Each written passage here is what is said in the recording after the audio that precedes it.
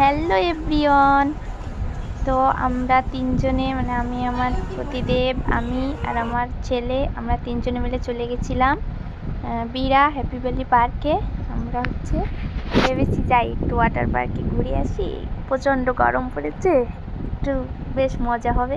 তো দেখো আমরা চলে গেছি ওয়াটার পার্কের ভিতরে। আমার অনেক মজা ছিল।